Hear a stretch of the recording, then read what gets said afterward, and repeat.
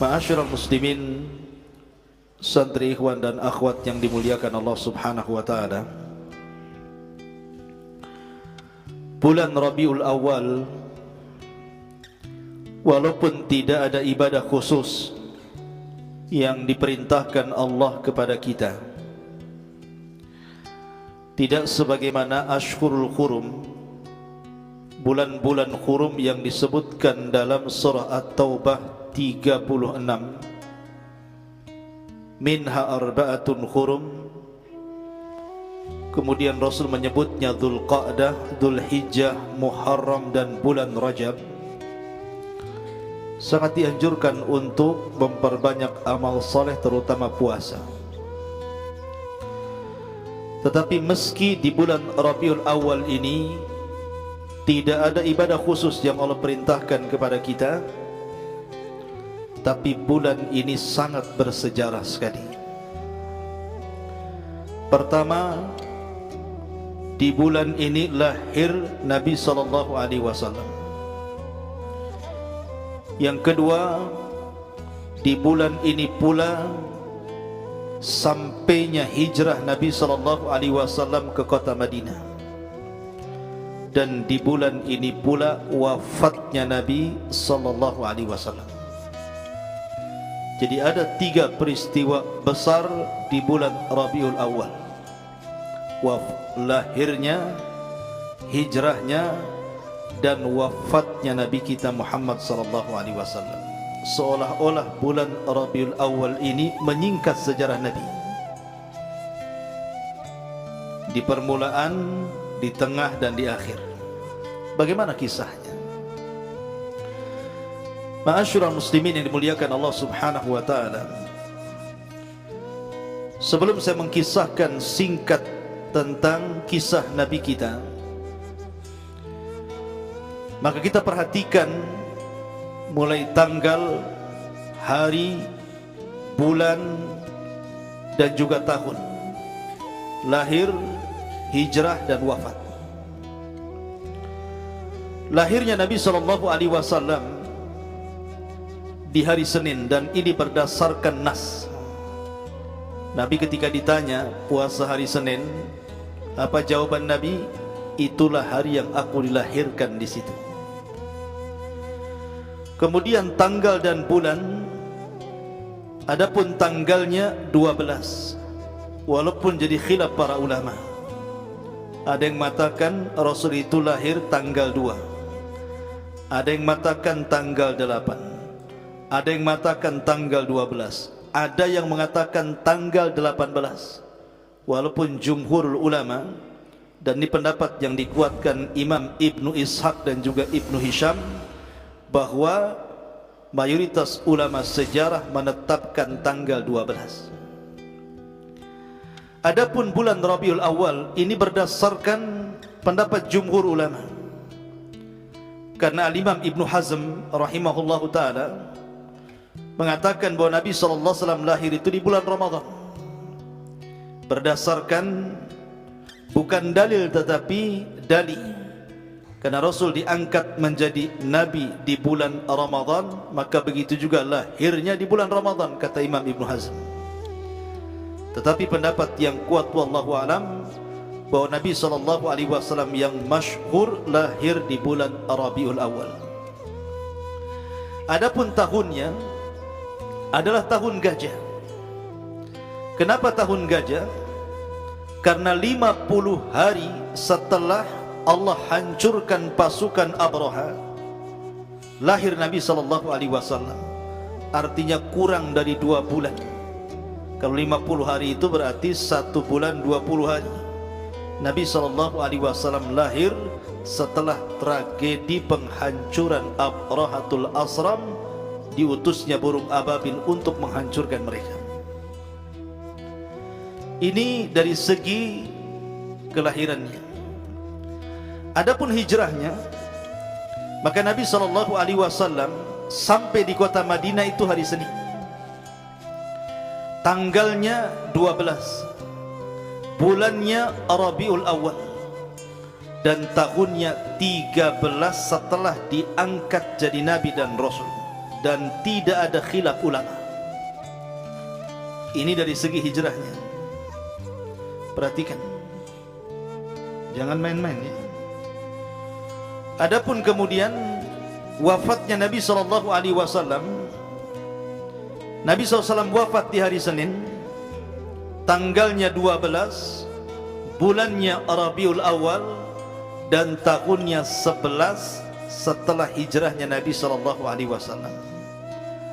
Artinya lahir, hijrah, wafat, harinya sama, tanggalnya sama, bulannya sama, tapi yang berbeda tahunnya.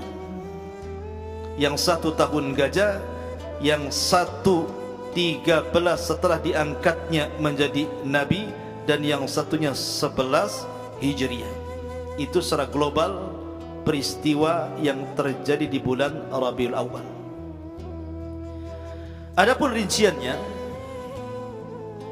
Nabi SAW secara nasab, maka Nabi SAW kembali nasabnya kepada 4 manusia, dan itu berdasarkan ijma. Berdasarkan ijma, Nabi SAW nasabnya kembali kepada 4 orang.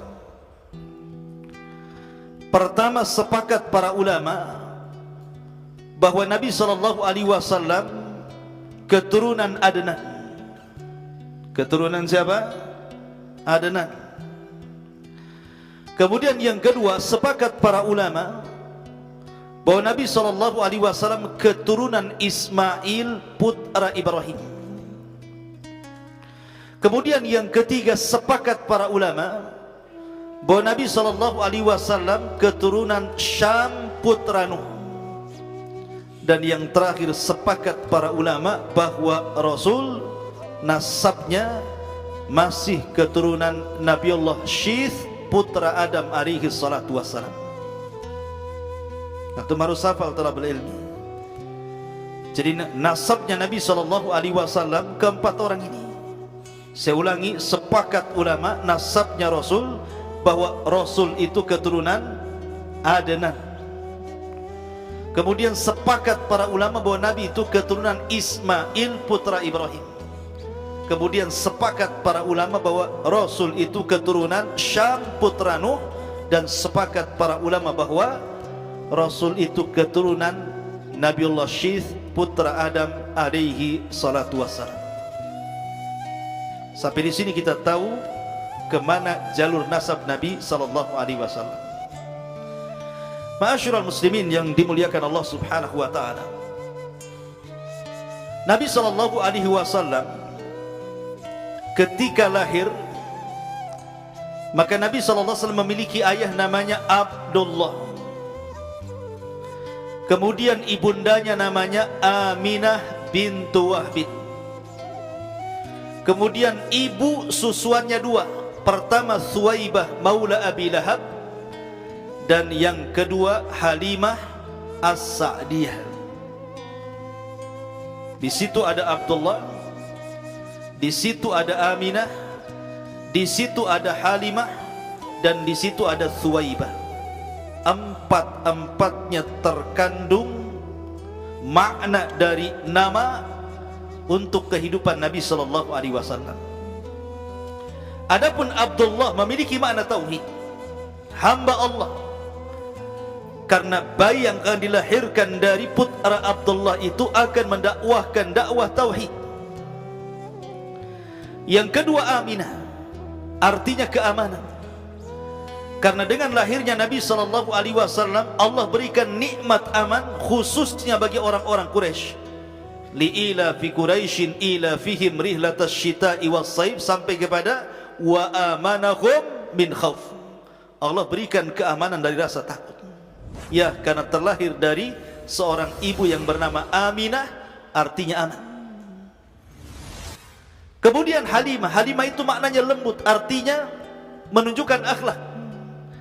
Karena Nabi SAW akan mendakwahkan dakwah akhlak. Innama bu'ithtu liutammima makarimal akhlak. Aku diutus untuk menyempurnakan akhlak manusia. Adapun Suwaibah memiliki makna thawab, pahala. karena Rasul akan mendapatkan pahala, dan siapapun yang mencintai Rasul akan dapat pahala. Bahkan orang tidak dianggap sempurna imannya sampai Rasul lebih dicintai dibandingkan yang lainnya. Dari mana kita mulai kisah Nabi SAW? Tentu dari peristiwa lahirnya Nabi SAW. Ada 3 peristiwa besar saat kelahiran Nabi SAW. Pertama, perang gajah. Perang gajah itu digambarkan di dalam Al-Quranul Karim, suratul Fil. Alam tara kaifa fa'ala rabbuka bi ashabil fil. Tidakkah kau lihat apa yang Allah lakukan kepada pasukan gajah itu? Alam yaj'al kaidahum fi tadlil. Bukankah Allah telah menjadikan tipu daya mereka sia-sia? Kemudian wa arsala alaihim tayran ababil. Allah utus kepada mereka burung-burung ababil, tarmihim, yang melempari mereka, bihijaratin min sijil, dengan tanah-tanah liat yang keras. Ada juga yang mengatakan tanah yang diambil dari neraka. Faja'alahum ka'asfin ma'kul, maka mereka seperti kacang yang dimakan bijinya. Ada yang mengatakan seperti daun yang dimakan ulat.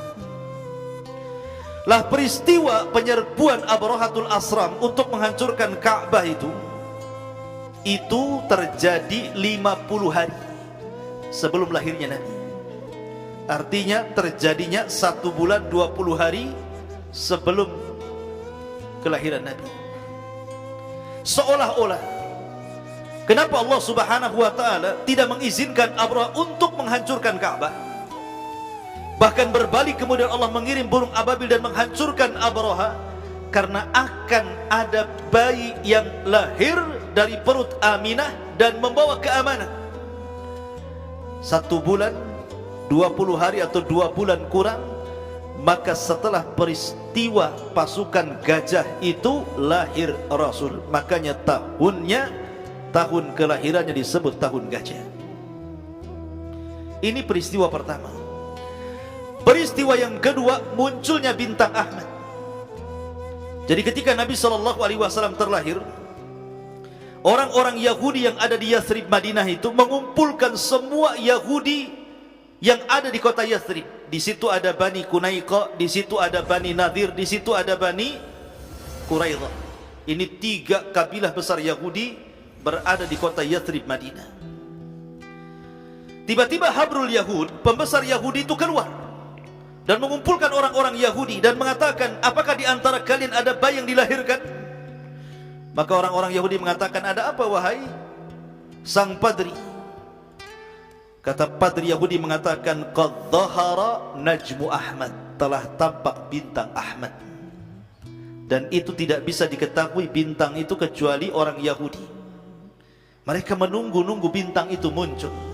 Rupanya muncul di hari kelahiran Nabi SAW. Ketika orang-orang Yahudi tahu bahwa rupanya bayi yang dilahirkan bukan dari turunan Yahudi Bani Israel, melainkan dari bangsa Arab Mekah, maka mereka menangis dan mengatakan, zahabat nubuwatu Bani Israel, telah hilang kenabian Bani Israel karena sudah diambil alih kenabian oleh bangsa Arab. Sebab itulah Yahudi hasad kepada bangsa Arab. Makanya mereka tidak banyak yang beriman kepada Nabi saat Rasul berdakwah kepada mereka. Walaupun kepala mereka, pimpinan mereka Abdullah bin Salam masuk Islam, tetapi orang-orang Yahudi yang lainnya tetap kekeh tidak masuk Islam. Hasad ya. Kemudian peristiwa yang ketiga adalah peristiwa munculnya cahaya saat lahirnya Rasul, yang menerangi kerajaan Kisra. Kisra di mana? Persia. Jadi kerajaan Persia itu ada cahaya yang melesat di atas langit. Dan itu diceritakan oleh ibundanya Rasul lewat lisan Nabi SAW saat kelahirannya, menunjukkan bahwa bayi ini kelak akan menguasai Kisra. Dan betul di zaman Umar bin Khattab, Kisra jatuh kepada kaum muslimin, dan tidak ada Kisra selamanya sampai kiamat. Ini 3 peristiwa besar yang terjadi saat lahirnya Rasul. Ketika Nabi SAW lahir saja, ibunya tidak merasakan sakit. dan Allah mudahkan saat kelahirannya. Ketika kemudian Abdul Muttalib, kakeknya Nabi SAW yang merupakan Sayyidul Batha, Sayyidul Arab, pemimpinnya Arab, bermimpi, dalam mimpinya diilhamkan bahwa dia akan punya anak cucu laki-laki. Kemudian disuruh memberi nama Muhammad. Makanya ketika Rasul lahir saja, langsung bayi Muhammad itu dibawa ke dalam Ka'bah. Saat dilahirkan langsung dibawa ke dalam Ka'bah. Kemudian Abdul Muttalib berteriak di hadapan orang-orang Quraisy dan mengatakan, "Samaituhu Muhammadan." Ku beri nama bayi namanya Muhammad. Tafaul, karena ingin dia dipuji oleh penduduk langit dan bumi. Itulah keinginan Abdul Muttalib. Kebiasaan bangsa Arab, mereka kita tahu bahwa setiap nabi itu terlahir di kota. Tidak ada nabi itu orang desa. Semua nabi itu orang kota. Bukan merendahkan orang desa, tidak. Tetapi nabi itu orang kota dan para nabi lahir di kota. Lah orang-orang kota itu khawatir. Kalau ada bayi hidup di kota itu takut kena wabah, takut kena penyakit, takut tidak sehat, takut bahasanya rusak, takut kemudian terkontaminasi dengan adat istiadat negatif. Makanya biasanya orang-orang kota di Mekah itu mereka menitipkan bayi-bayi mereka disusukan di Badui ya. Maka saat kelahiran Nabi SAW dan juga bayi-bayi yang lahirnya, datanglah kafilah dari Bani Sa'diyah mencari bayi-bayi yang hendak disusukan oleh mereka. Akhirnya kemudian setiap orang mendapatkan bayi dan pulang, kecuali Nabi SAW ketika masih bayi tidak ada yang mau ngambil. Alasannya pertama dia yatim, yang kedua dia fakir. Karena ketika Rasul berada di kandungan ibundanya Aminah, usianya 6 bulan, Abdullah meninggal karena wabah yang ada di Yathrib. Kena huma Yathrib, dia meninggal. Makanya Allah mengatakan, wa wajadaka yatiman fa'awa. Kami dapati engkau Muhammad yatim dan Allah lindungi. Artinya kalau siapapun yang dilindungi Allah, tidak mungkin disia-siakan bayi itu. Tetapi kemudian datanglah seorang wanita namanya Halimah Sa'diyah. Sudah terakhir datangnya, dia pun orang miskin, pakai kendaraan namanya atan, unta kurus, sehingga lambat jalannya. Ketika kawan-kawannya sudah bayi dan sudah pulang, dia pula baru sampai di kota Mekah. Ternyata sudah tidak ada bayi orang kaya lagi, tersisa bayi satu miskin lagi, yatim. Nabi SAW kata suaminya, sudahlah ambil saja bayi itu, mudah-mudahan dapat berkah. Akhirnya kemudian dibawalah bayi Nabi SAW. Ketika oleh Halimah disusukan di tetek sebelah kanan, Rasul mau.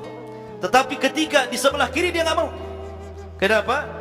Rasul tahu itu bukan bagian dari dirinya, tapi bagian dari saudara sepersusuannya. Lihat, bayi saja tahu hak orang. Antum hak orang aja diembatnya, sendal orang aja diambil, digosok.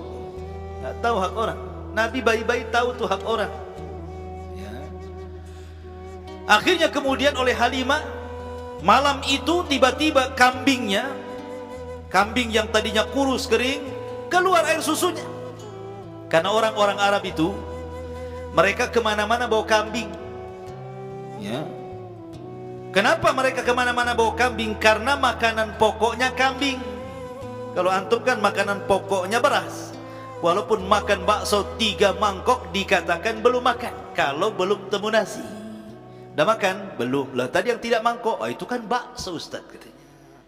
Kalau udah makan nasi sepiring, udah makan, udah nasi sedikit. Nah, tapi bilang sudah makan. Orang Arab tidak suka nasi. Mereka makanan pokoknya daging kambing. Pagi kambing, siang kambing, malam kambing. Nah, itulah orang Arab. Tapi kambingnya orang Arab berkah. Kalau orang Batam makan kambing pagi, kambing siang, kambing makan malam kambing, sebulan saja kolesterol naik, darah tinggi naik, ujung-ujungnya stroke. Ya, kenapa? Karena kambing di tempat kita tidak berkah. Kalau kambing di sana berkah karena doa Nabi Ibrahim. Jadi ketika Ibrahim alaihi salatu wasallam menyambangi putranya Ismail, kemudian oleh istri kedua Ismail dihidangkan air Zam-Zam dan juga daging kambing, Ibrahim bersyukur Kemudian Ibrahim berdoa, Allahumma barik li ta'amihim wa syarabihim. Ya Allah, berkahi makanannya dan juga minumannya. Sejak itu Zam-Zam menjadi berkah, dan sejak itu daging kambing di Mekah itu berkah. Makanya mereka walaupun tiap hari makan daging kambing gak akan tersentuh penyakit. Coba antum cari kambing di Tamiang tuh. Di Tamiang kan tempat penangkaran kambing itu. 2 bulan saja makan kambing Tamiang, diantar ke Tamiang lagi. Ya. Tahu Tamiang? Kuburan Tamiang. Ma'asyiral muslimin yang dimuliakan Allah Subhanahu wa taala. Jadi ketika kemudian Halimah Sa'diyah melihat kambingnya yang kurus keluar susunya, senang karena udah lama nggak minum air susu kambing. Diminumnya malam itu oleh dia suaminya. Dia pun bisa terlelap tidur yang lelah letih, tidak bisa tidur bermalam-malam.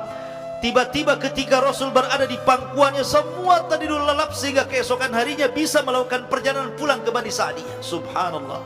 Lihat, unta yang ditunggangi Halimah itu kurus kering, namanya Atan. Ya.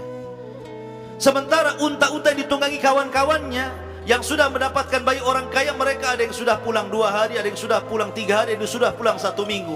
Ini Halimah terakhir, sudah untanya kurus, perjalanannya jauh. Tetapi ketika kemudian Rasul berada di atas unta bersama Halimah, tiba-tiba untanya kuat, walaupun kurus kuat jalan. Rupanya dia sampai duluan dibandingkan kawan-kawannya. Luar biasa, karena berkahnya Nabi. Ya.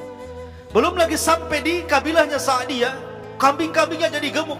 Tiba-tiba turun hujan, daerahnya jadi hijau. Itulah, dimanapun Nabi berada, berkah di situ. Tapi kemudian setelah 2 tahun disusukan, maka Rasul hendak dikembalikan kepada Khadijah. Tapi Khadijah menolaknya dan mengatakan, teruslah berada di pangkuan wahai Halimah. Karena dia masih kecil, biar kuat dulu tulangnya, biar kuat bahasanya, biar sehat badannya, karena di kota banyak penyakit. Akhirnya balik lagi ke pangkuan Halimah selama 5 tahun lebih dan masuk ke 6 tahun. Lah ketika usianya mendekati 6 tahun inilah terjadi pembelahan dada. Jadi ketika Rasul kecil, ketika usia 5 tahun lebih itu sedang main-main sama anak Halimah, saudara sepersusuannya. Main-main, anak kecil usia 6 tahun kan main-main sana sini. Tiba-tiba dari langit turun 2 orang berpakaian putih, menangkap Nabi, membaringkan Nabi, membelah dada Nabi, mengambil jantung Nabi, meletakkan jantung Nabi di bejana emas, dicuci dengan air Zam-Zam, dimasukkan lagi, dijahit lagi, dan disaksikan oleh saudara sepersusuannya. Namanya anak 6 tahun, polos lah. Ngomong sama ibunya, Bu, Muhammad itu tadi ada orang nangkap, dibelah dadanya, dikeluarkan jantungnya, dimasukkan ke bejana, dimasukkan. Kagetlah Halimah. Ya, tapi ini medisnya malaikat. Kalau medisnya manusia, matilah diambil jantung. Ya, ini medisnya malaikat. Makanya ini mukjizat Nabi. Walaupun diambil jantungnya, dibalikin lagi, dan ini operasi pertama di dunia dilakukan malaikat kepada Nabi SAW.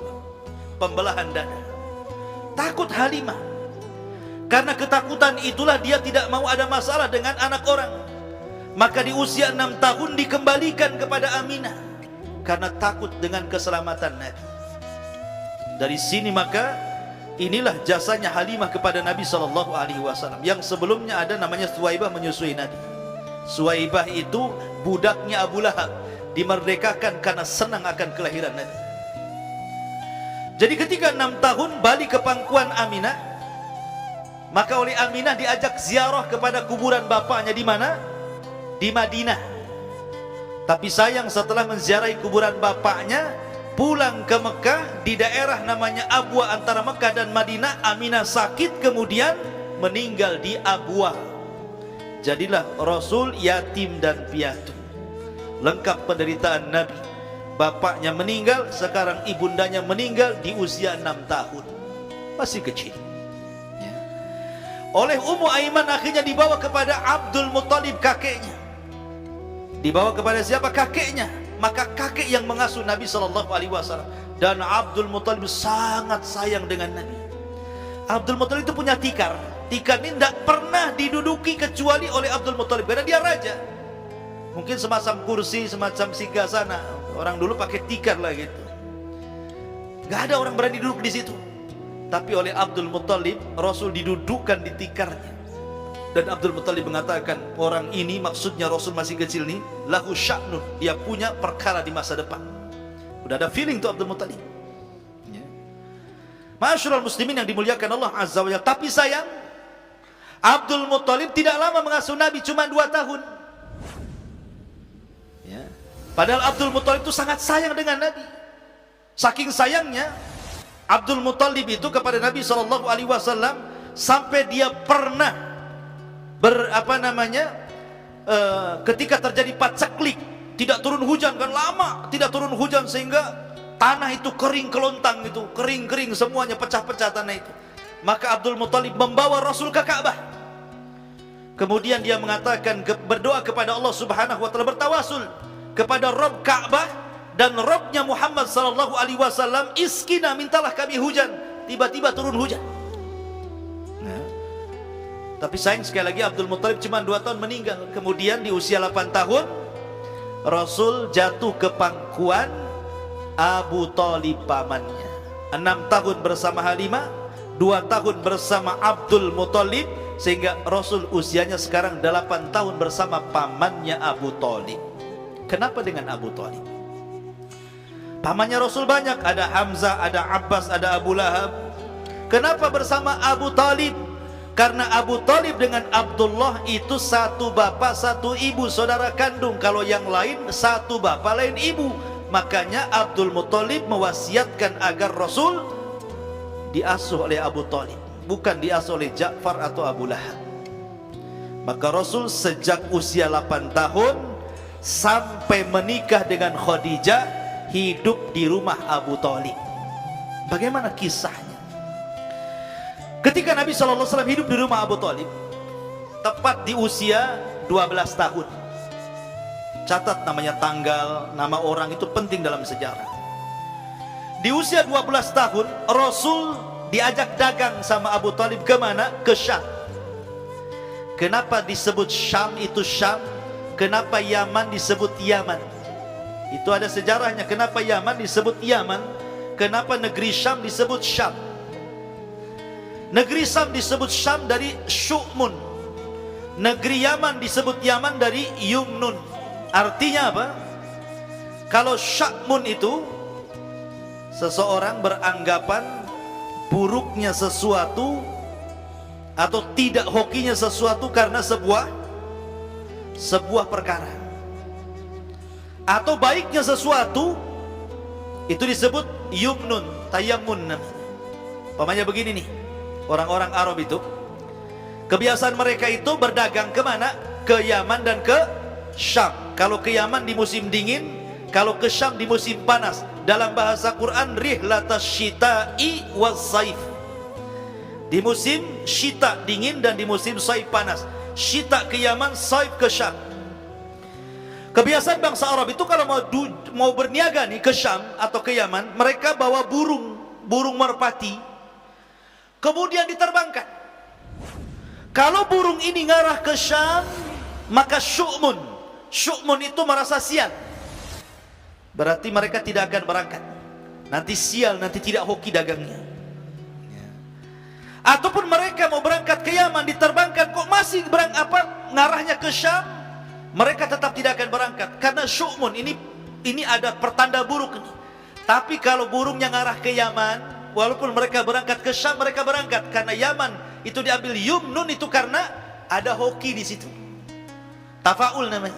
Makanya Yaman disebut Yaman, Syam disebut Syam. Ya, karena itu di situ ininya sejarahnya. Jadi Nabi SAW berangkat ke Syam. Rupanya kemudian di tengah jalan berjumpa dengan seorang rahib Yahudi namanya Buhaira Rahib.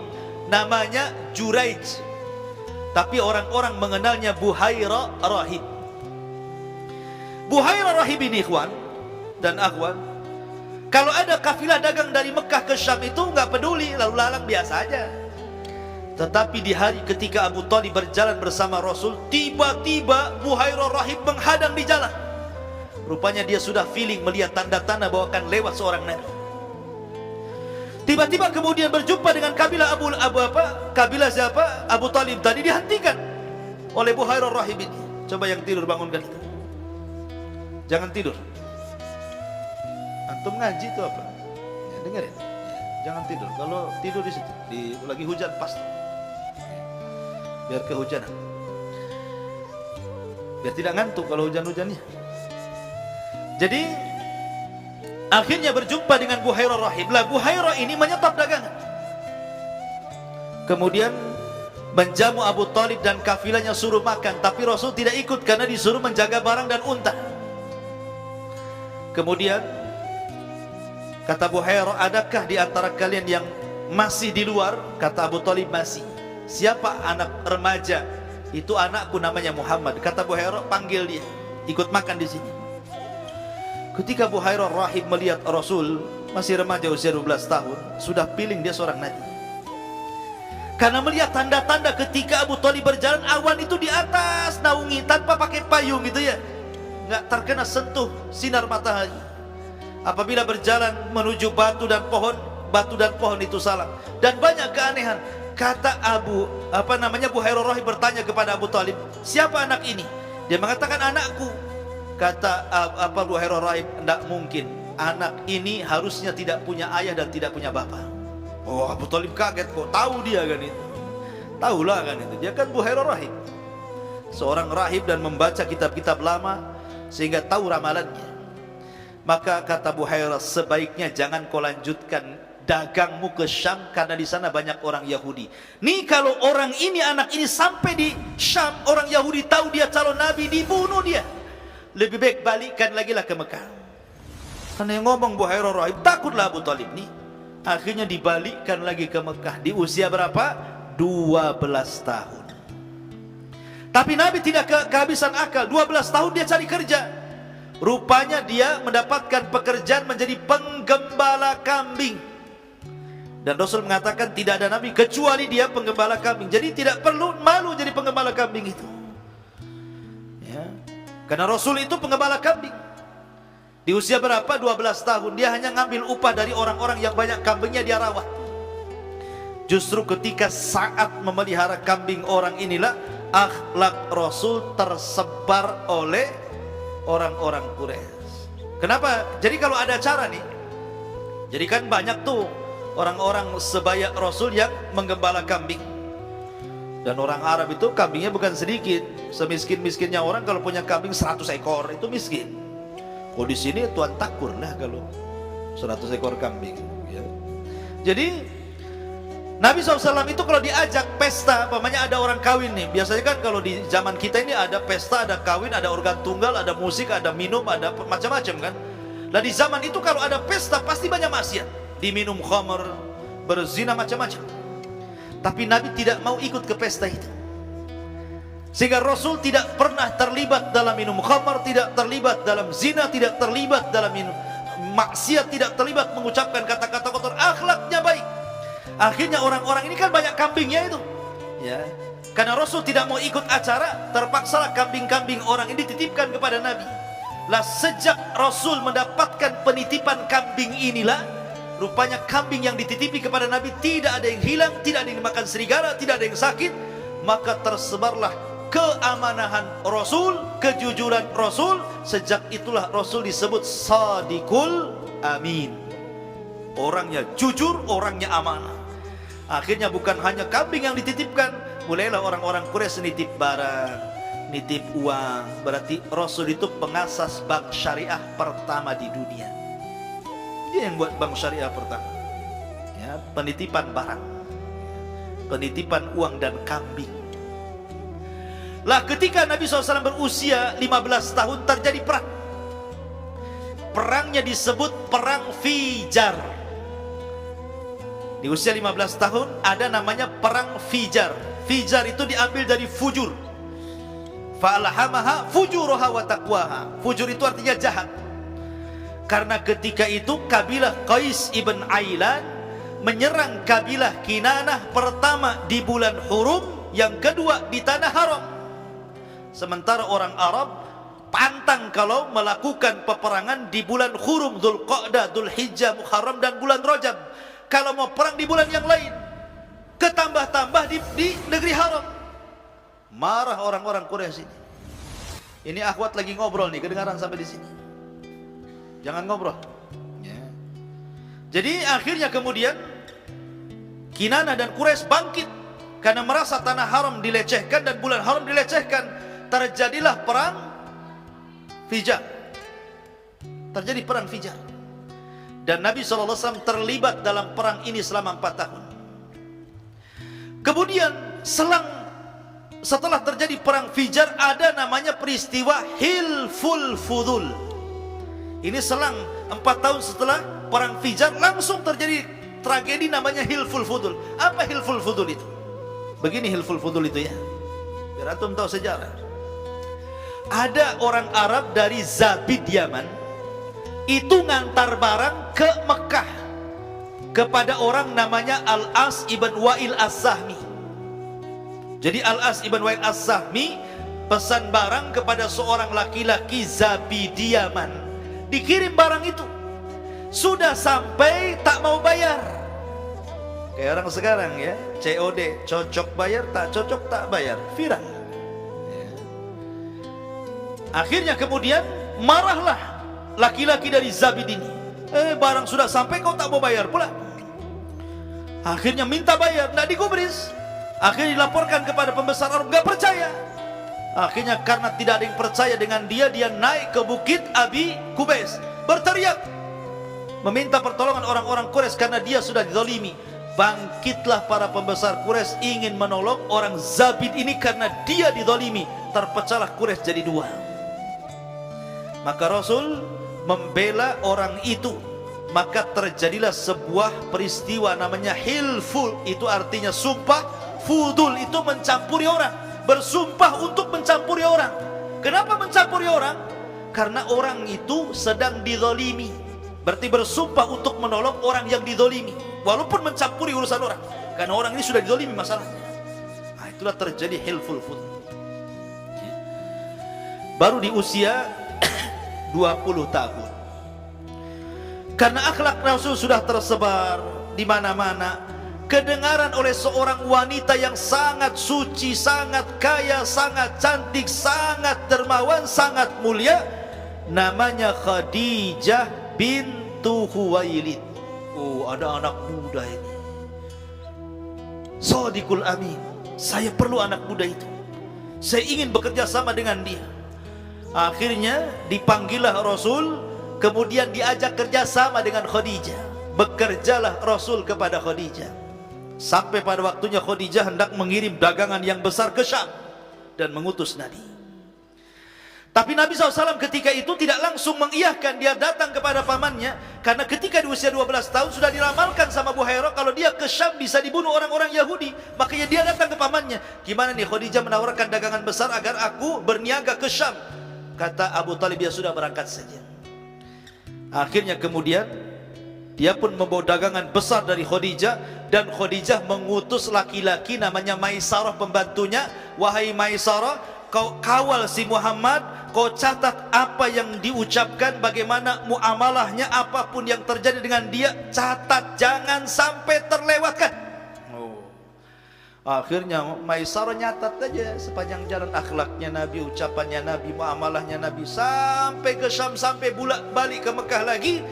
Rupanya Khadijah tertarik, memang dia orang baik. Dari situ dia menaruh jatuh hati kepada Rasul. Maka dia mengutus siapa? Nafisah, saudaranya.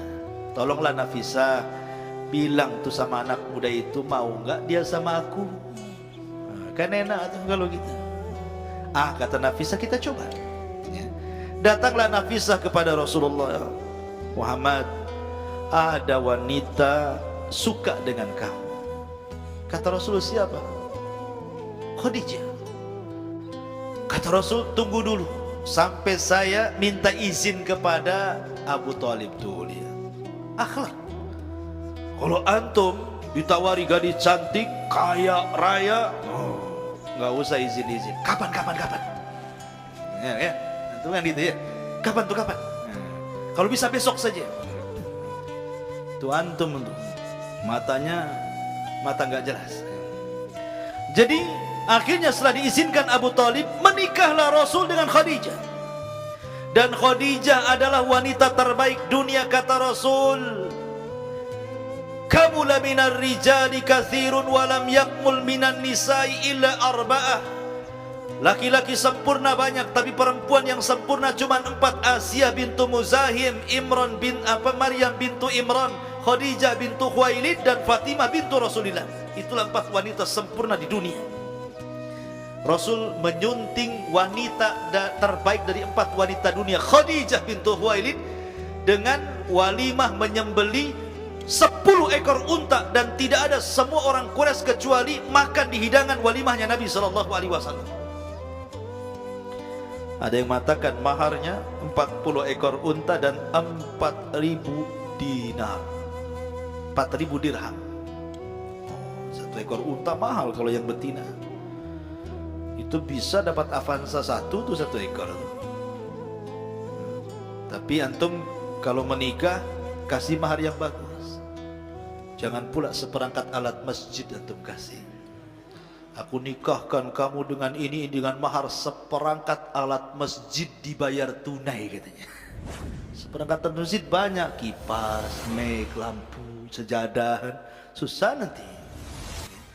Jadi ma'asyiral muslimin yang dimuliakan Allah Azza wa Jalla, akhirnya Rasul menikah dengan Khadijah.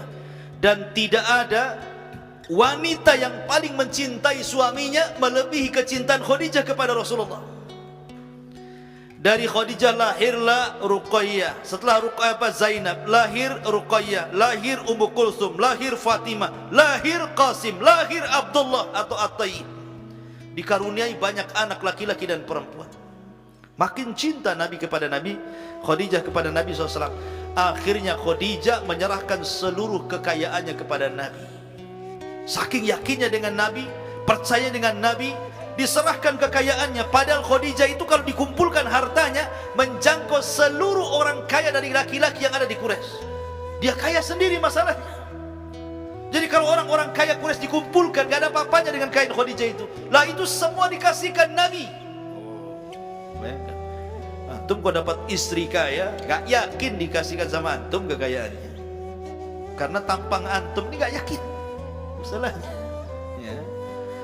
Ma'asyiral muslimin yang dimuliakan Allah Azza wa Jalla. Akhirnya Nabi SAW memerankan bisnisnya dan menjadi seorang bisnismen ulung. Dari situlah berjumpa dengan Utsman, Abdurrahman bin Auf, Abu Bakar, dan para pembisnis hebat lainnya ketika Rasul di masa menjadi peniaga. Ketika Rasul di puncak karirnya. Kalau orang ingin dapat istri cantik, Nabi sudah dapat istri cantik, Khadijah. Kalau orang ingin dapat orang kaya, Nabi dapat orang kaya, Khadijah. Kalau ingin dapat akhlaknya yang baik, Nabi sudah mendapatkan akhlak yang baik. Nabi sudah kaya, Nabi sudah punya anak, Nabi sudah punya rumah megah, apalagi yang dicari. Di puncak karirnya Nabi bosan dagang, karena melihat kebiasaan orang Quraisy itu muak nengoknya gitu ya, nyembah berhala, makan bangkai, mutus silaturahim, bertengkar gitu, mutus orang kuat menindas orang lemah, macam-macam kejahatan di orang-orang Quraisy. Jadi berpikir Rasul itu ingin menyendiri. Tapi di usia 35 tahun terjadi peristiwa besar juga, datang banjir. Banjir ini menghantam Ka'bah, roboh separuh. Akhirnya kemudian orang-orang musyrik ingin mengembalikan Ka'bah, dirobohkan dan ingin dibangun kembali, tapi takut kalau seandainya dirobohkan datang ababil. Makanya nggak berani, sudah bawa palu, maju nggak. Takut kalau dia merobohkan Ka'bah, tahu-tahu dilempari ababil gitu. Tapi Al-Walid ibn Mughirah datang, biar saya aja yang merobohkan pertama. Kalau ada salah pasti saya yang diserang, biarkan saya yang mati, kalian hidup katanya. Setelah Al-Walid merobohkan satu bata, ternyata tidak ada apa-apa. Akhirnya kemudian orang-orang Quraisy pun berani merobohkan Ka'bah. Apa bedanya kenapa Abraha ketika hendak merobohkan Ka'bah diserang ababil, orang Quraisy tidak? Karena niatnya Abraha jahat, tapi niatnya orang-orang Quraisy itu baik, makanya Allah tidak serang dengan ababil. Lah setelah kemudian Ka'bah itu dibangun, dananya kurang.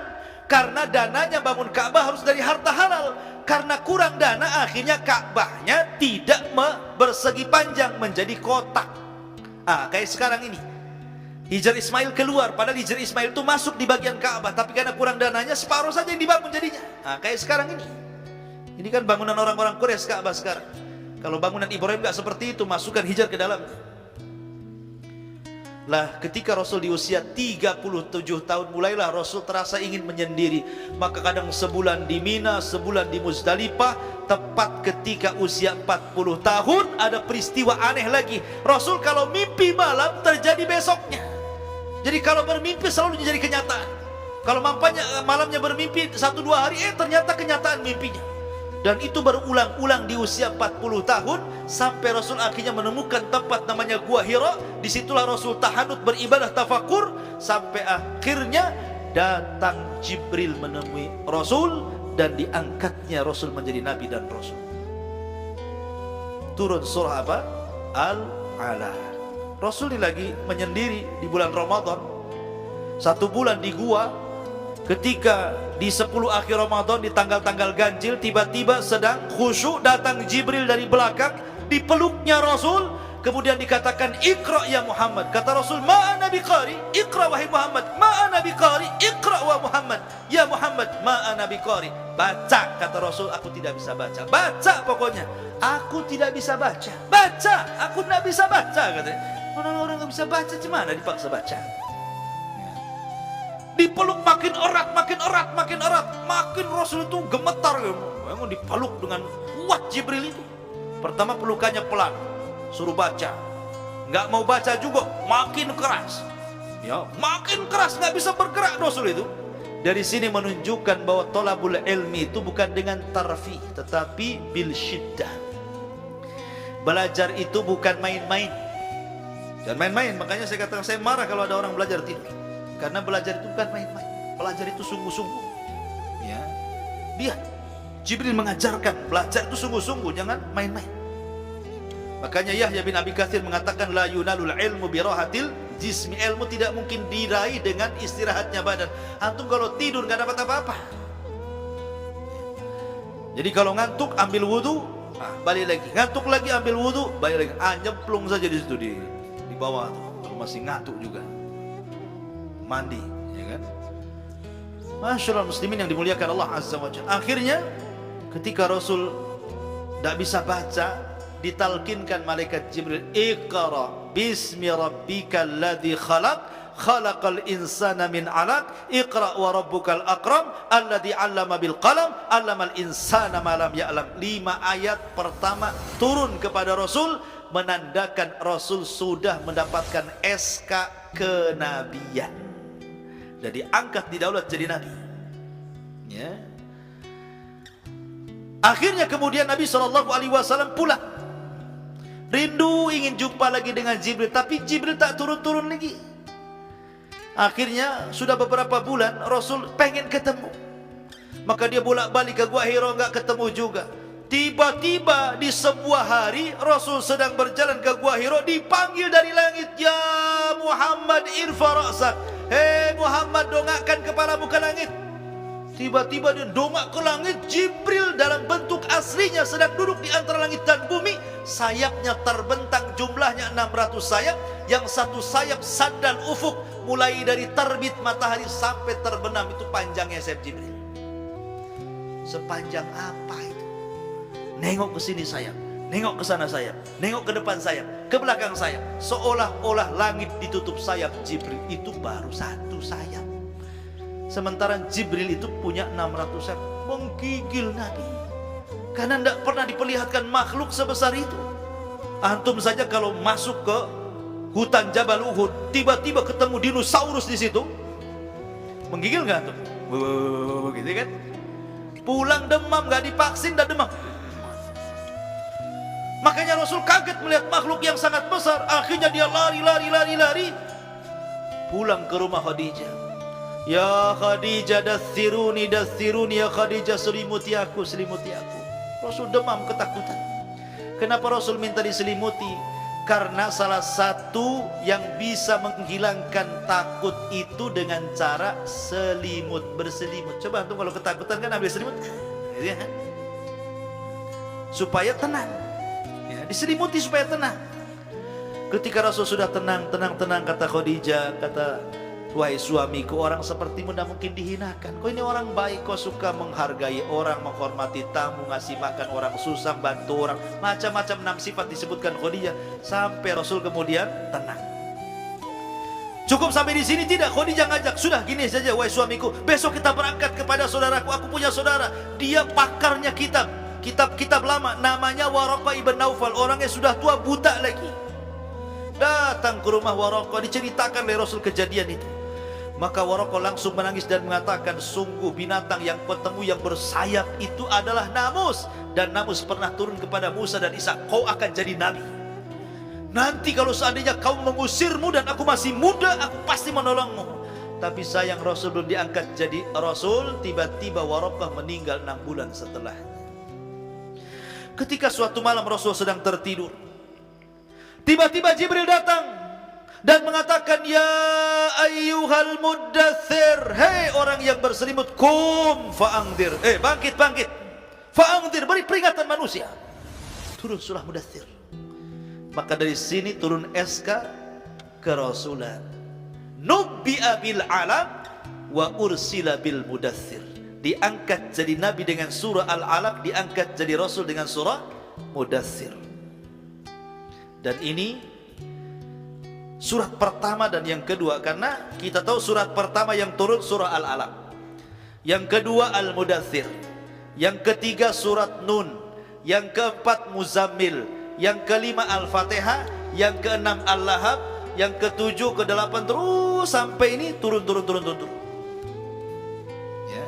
Surat pertama Al-Alaq, Al-Mudaththir kedua, yang ketiga surah Nun, yang keempat Al-Muzammil, yang kelima Al-Fatihah, yang keenam Al-Lahab. Itu surat-surat urutannya seperti itu. Lah, ketika Nabi SAW sudah diangkat jadi Nabi dan Rasul, maka mulailah Rasul mengumpulkan orang-orang. Mulailah dia berdakwah door to door dulu ya. Syria, dakwah Syria, dakwah ngedor-ngedor rumah dulu, ngajak kawan-kawannya dulu. Pertama keluarganya dulu, Khadijah masuk Islam, semua anak-anaknya masuk Islam, Zaid masuk Islam, Ali masuk Islam. Barulah kemudian keluar Abu Bakar masuk Islam, kemudian Utsman masuk Islam, Zubair masuk Islam. Akhirnya orang-orang dekat Rasul masuk Islam. Setelah 3 tahun mulailah dia terang-terangan. Turun ayat wa angdzir ashiratakal aqrabin. Hai Muhammad, berilah peringatan keluargamu yang terdekat. Maka Rasul naik di Bukit Sofa pagi-pagi buta berteriak, hei Bani Hashim kemari, hei Bani Abdul Muttalib kemari, hei Bani Uqail kemari. Disebut satu-satu kabilah-kabilah Quraisy. Namanya gelap-gelap, gak ada suara, ya suaranya memantul, apalagi di gunung kan gitu. Akhirnya dari mana-mana datang pagi-pagi buta itu. Ini kami ini dengar nih siapa yang ngomong, rupanya Rasulullah SAW ya. Dan mereka kenal suara itu. Wah, ini pasti ada yang penting. Jarang-jarang Rasul memanggil-manggil orang kayak gitu. Akhirnya datang dari mana-mana. Setelah datang kata Rasul, sekarang saya tanya kalian, kalau saya katakan di balik bukit ini ada tentara menyerang kalian di pagi dan sore, kalian percaya? Mereka mengatakan percaya karena engkau tidak pernah berdusta. Kalau begitu di hadapan kalian ada neraka. Kalau kalian ingin selamat, katakan la ilaha illallah, tuflihu, kalian akan selamat. Dalam riwayat tamliku bainal arabi wal ajam, kalian akan menguasai bangsa Arab dan Ajam. Abu Lahab datang, kerusuk dia datang, marah-marah dia.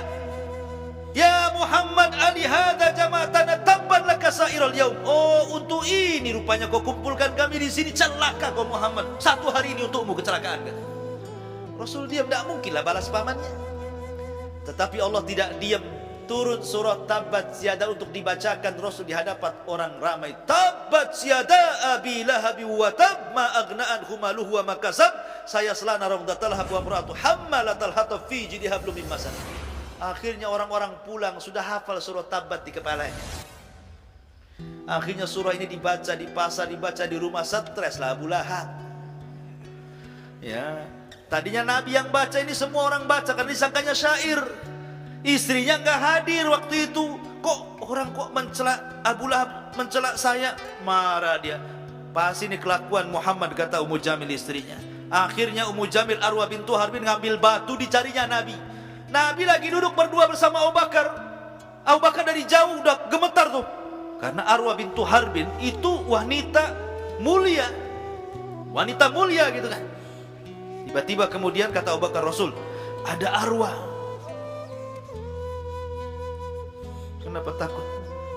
Ada Arwah bintu Harbin bawa batu loh. Kata Rasul, tenang saja, kau hadapi saja. Akhirnya kemudian Arwah bintu Harbin Ummu Jamil mendekati Abu Bakar. Subhanallah. Nah, coba tangkap. Tangkap.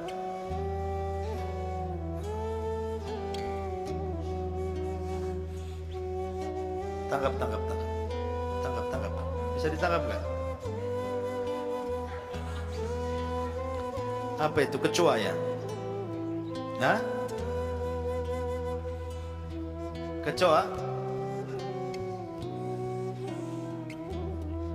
Coba mana musrifnya, kok diam saja? Ini anak-anak ini demam gara-gara kecoa nih. Nah, buang sana. Ada aja sabotase nih kecoa ini.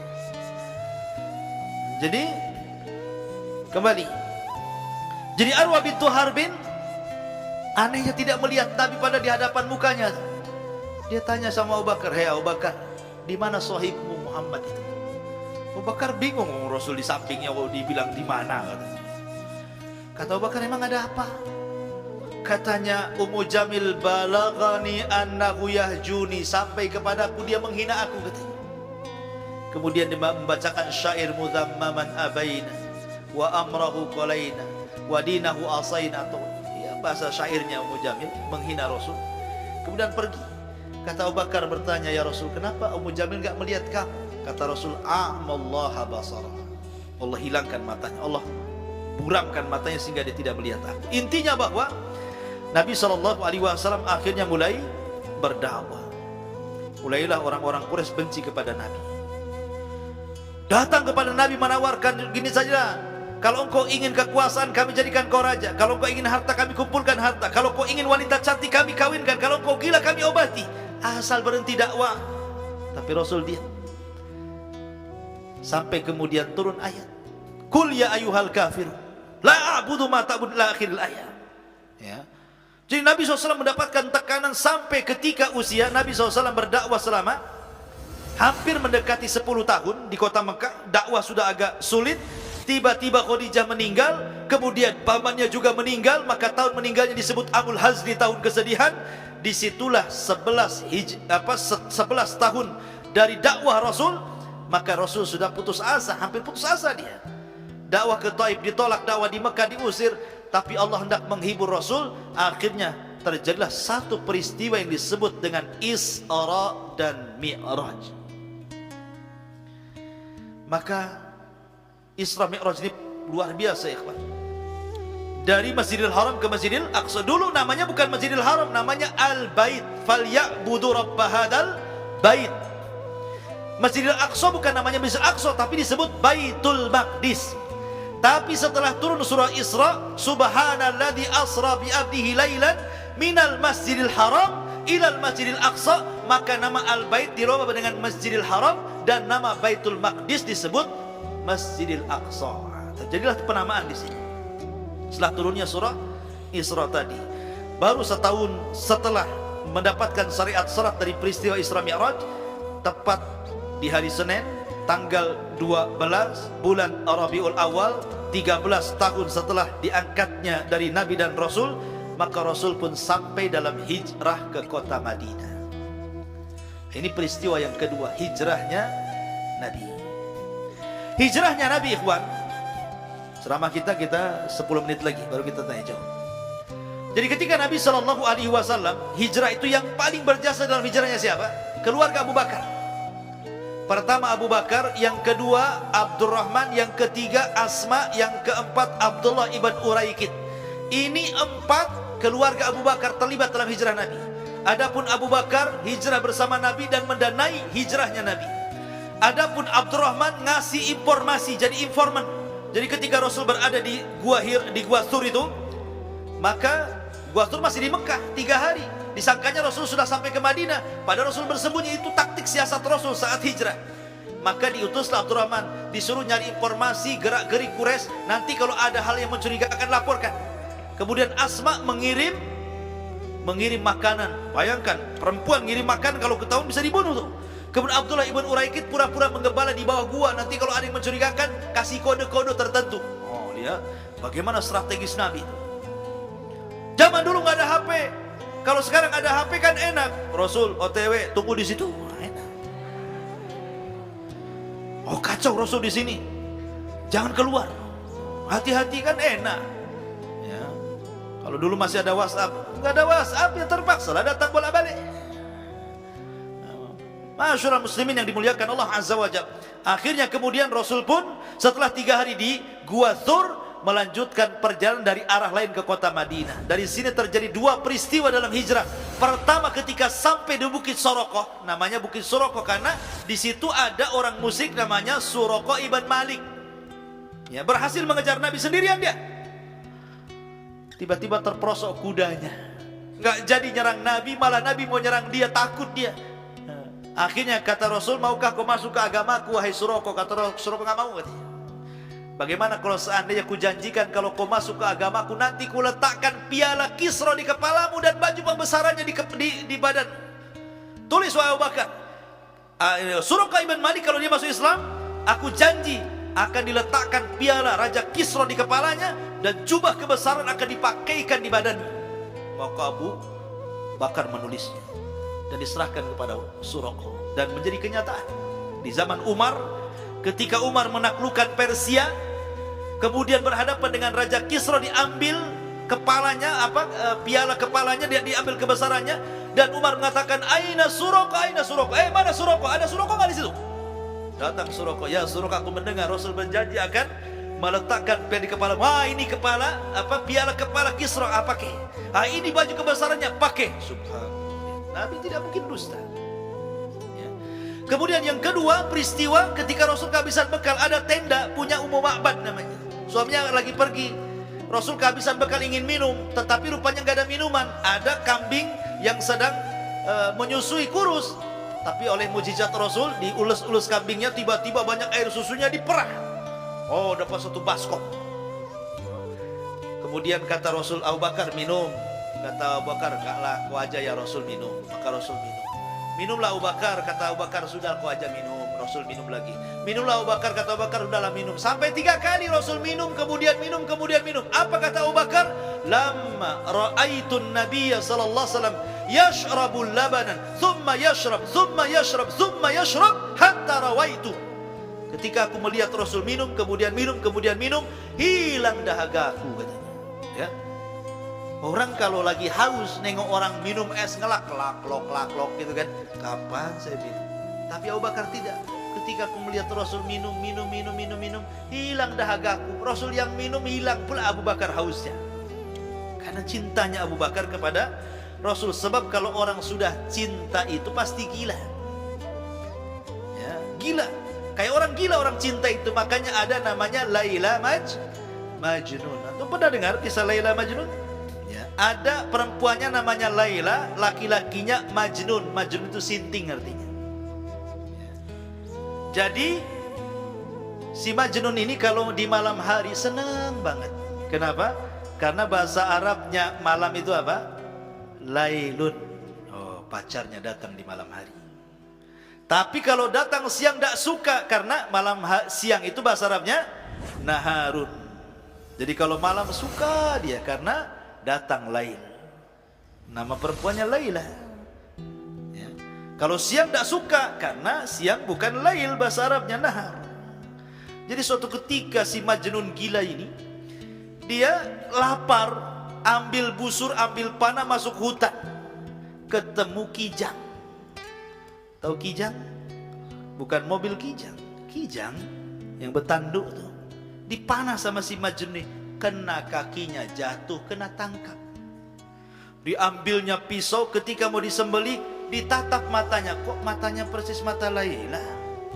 Dilepas kijangnya. Tuh lihat. Gara-gara matanya kijang seperti mata pacarnya, tidak jadi sembelih. Kok diperhatikan matanya kok kayak Laila? Akhirnya dilepas. Nah, dari situlah disebut Majnun sinting. Ya. Makanya disebut Laila Majnun. Jadi kalau orang itu terlalu cinta itu jadi gila. Ya. Tapi cinta kepada Rasul ya tentu tidak gila. Maksudnya kadang-kadang di luar nalar kita. Kalau orang udah cinta betul itu di luar nalar kita. Lihat Abu Bakar cintanya sama Rasul tuh sampai melihat Rasul minum, dia pula yang hilang hausnya, kan aneh tuh. Akhirnya Rasul melanjutkan perjalanan sampai akhirnya tepat di hari Senin tanggal 12 bulan Rabiul Awal tahun 13 setelah diangkat jadi Nabi, sampailah Rasul di kota Madinah. Mulailah Rasul memerankan perannya di kota Madinah, berdakwah di kota Madinah. Ma'asyiral muslimin yang dimuliakan Allah Subhanahu wa taala, sampai akhirnya Rasul pun berdakwah sampai wafatnya di usia berapa? 63 tahun hari Senin tanggal 12 bulan Rabiul Awal tahun 11 Hijriah. Ini sejarah